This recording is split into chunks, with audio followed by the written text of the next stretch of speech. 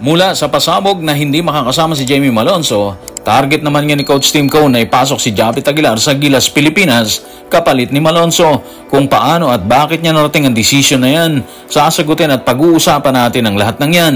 Paano si Mason Amos? Tutukan po natin ang lahat ng yan, pero bago yan, hihingi po tayo ng isang subscription sa lahat ng dumadaan sa ating munting channel kung nagugustuhan nyo ang ating palabas. Kung medyo mabigat ang subscription, siguro kahit isang like at isang share na lang po yan. Okay na po ako dyan. Maraming salamat. Ilang araw matapos ihayag na hindi makakasama sa hanay ng Gilas si Jamie Malonzo sa Olympic Qualifying Tournament, muling lumabas si Coach Tim Cone para sabihing may napili na siyang kapalit ni Malonzo sa hanay ng Gilas. Sino ang napili ni Coach? Tutukan po natin si Coach Tim sa report ni Jerry Ramos sa Spin. Inaasahan namin na makakasama namin si Japet bilang ika-12 player. Ipapasok namin siya. Umaasa kami dyan. Wala pa kaming nakukuhang kumpirmasyon kay Japet kung sasamahan niya kami. So guys, malinaw na lahat ha. Si Japet ang ipapalit niya sa nabakanting pwesto ni Jamie Malonzo. Kumpirmado na po yan base sa report na nilabas ni Jerry Ramos. Official na to. Wala nang hulaan to. Problema, hindi pa pala nagko-confirm si Japet kung sasamahan niya ang Gilas dito sa OQT. Pero sa palagay natin, go yan. Kasi karangalan na isang player yan. Yung mapili ka para katawanin ng bansa, lalo na sa Olympic qualifiers, ang laking bagay po nun, karangalan po ng player yon.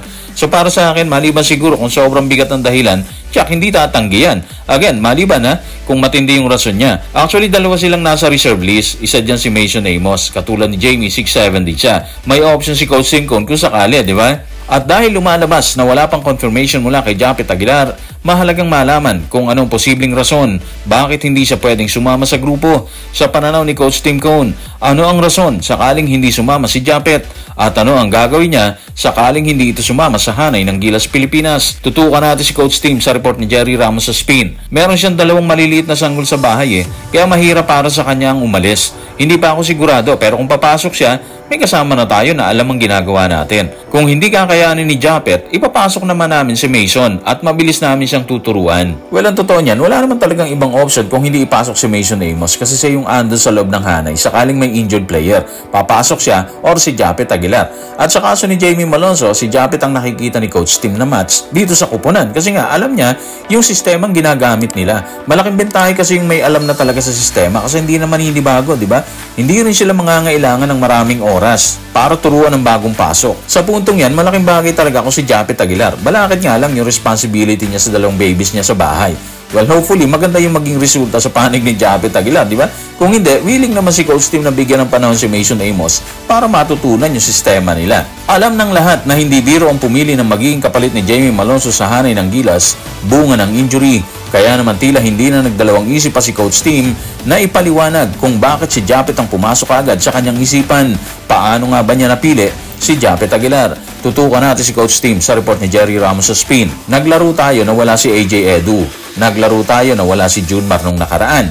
Kaya ang mabuti kay Japet, alam niya na agad yung ating sistema at kaya niyang turuan ng ibang players. Okay, so yung sinasabi kasi ni Coach Tim, naglaro ang Gilas na walang AJ Edu at walang Junmar Fajardo. Nung unang window ng FIBA Asia Cup qualifiers po yan.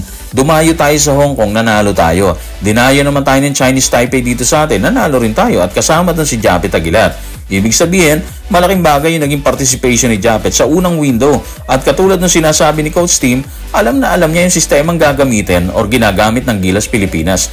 Agree tayo doon kasi kung may available na players na hindi ka na mahirapang turuan, mas magiging priority mo talaga yon. Hindi kakain ng oras or panahon para turuan yon. Meaning, mabilis kagad ang kilos ng grupo. Ando na kagad yung chemistry and of course yung rhythm ng kupunan. Konting practice or training na lang katulad nung gagawin nila bago tumulak sa Europa para sa tune-up games at sa aktual na laban dito sa Olympic Qualifying Tournament. So guys, maraming salamat.